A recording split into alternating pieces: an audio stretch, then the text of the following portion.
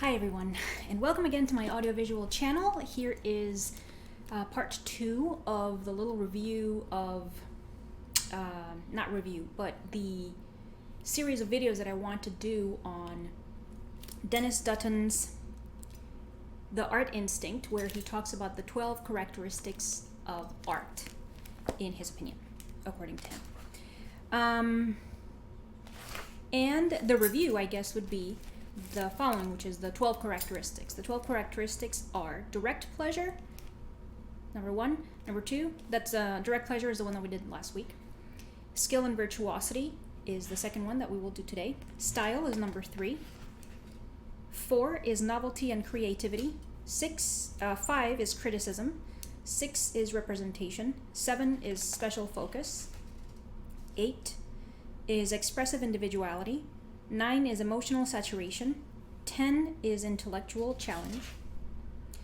11 is art traditions and institutions. And 12 is imaginative experience. And well, as I have said, I don't know how many times now in the podcast and just in general, I'm still reading this book. I am that far in. Yeah, not even halfway through. Been reading it for months.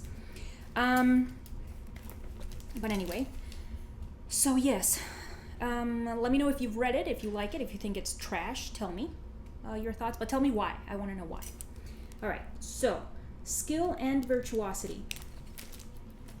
Quote, "The making of the object or the performance requires and demonstrates the exercise of specialized skills. These skills are learned in an apprentice tradition in some societies, or in others may be picked up by anyone who finds that she or he has a knack," in quotes, for them. Whereas skill is acquired by virtually everybody in the culture, such as with communal singing or dancing in some tribes, there still tend to be individuals who stand out by virtue of special talent or mastery. Technical artistic skills are noticed in small-scale societies as well as developed civilizations, and where they are noticed, they are universally admired. The admiration of skill is not just intellectual. Skill exercised by writers, carvers, dancers, potters, composers, painters, pianists, singers, etc. can cause jaws to drop, hair to stand up on the back of the neck, and eyes to flood with tears. The demonstration of skill is one of the most deeply moving and pleasurable aspects of art.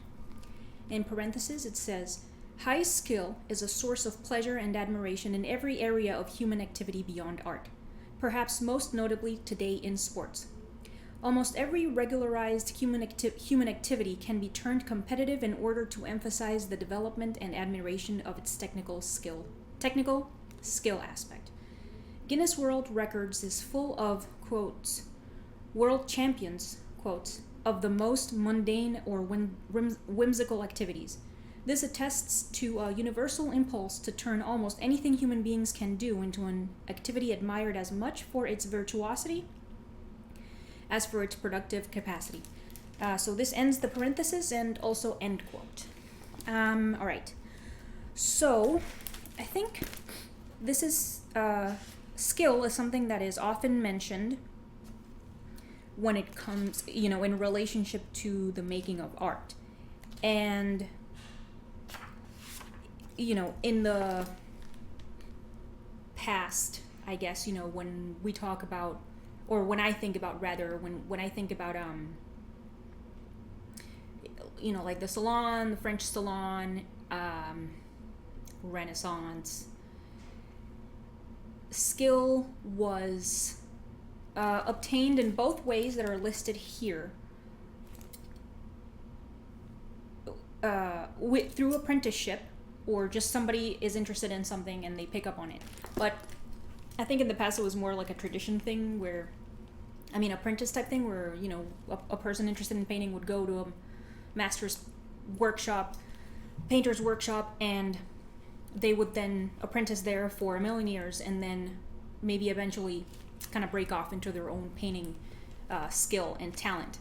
And, or not talent, their own, style more. That's right. That's more what I mean. And I feel like the thing where an individual doesn't do apprenticeship is maybe more common. I feel like that's more common, if not mostly how it's done now. But definitely having skill and practicing the skill, having a technical skill, is definitely often associated with art, and at least in my case, something that I definitely look for when it comes to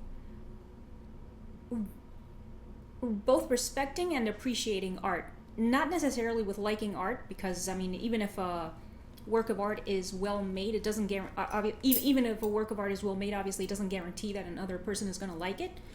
But at the same time, it's much easier to appreciate and want to look at a work of art, for me, if it is skillfully made.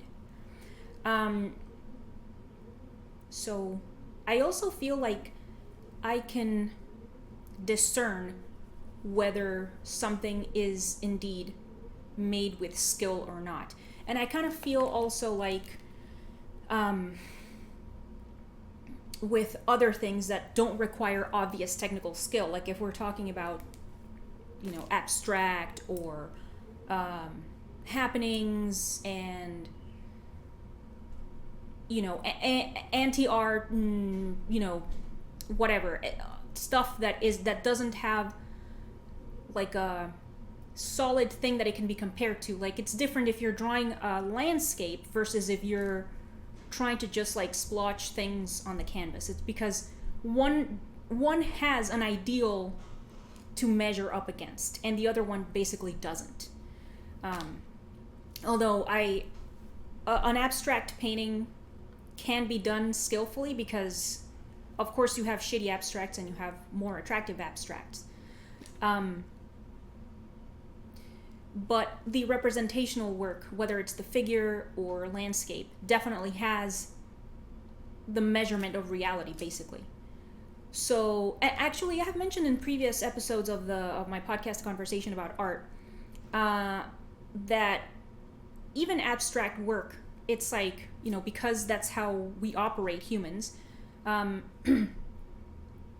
because we do not come up with original ideas. That's not how that works. We come up with slightly modified ideas of stuff that we already saw.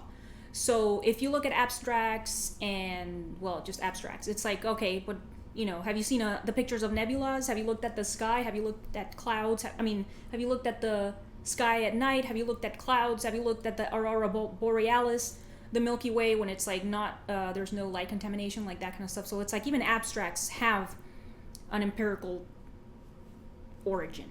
So, for example, so there's definitely a skillful way.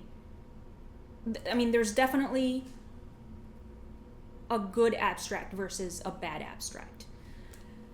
But there's something else here about that second. It was skill what? Skill and virtuosity, yeah. So like the thing about skill, because where does he say it?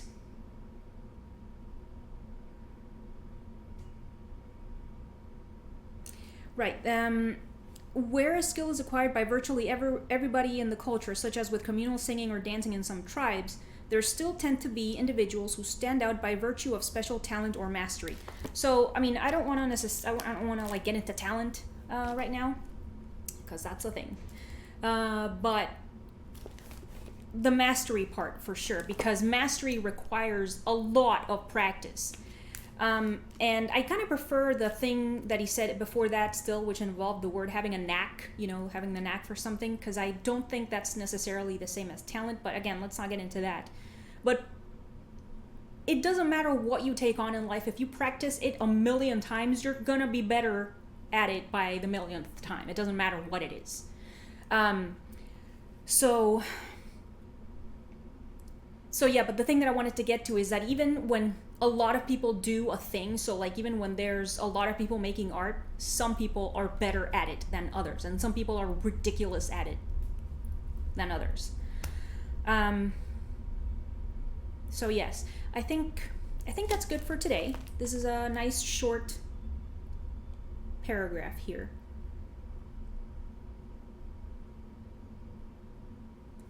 And I definitely like this as a characteristic of art, the demonstration of skill. And I think for me it's also like a necessity, a requirement, I guess, as part of what is art, of an object of art. Which, by the way, I don't like the word piece when referring to a work of art. I vehemently refuse to use the term, and I'll talk about that another time, I guess. But I think that's it for now.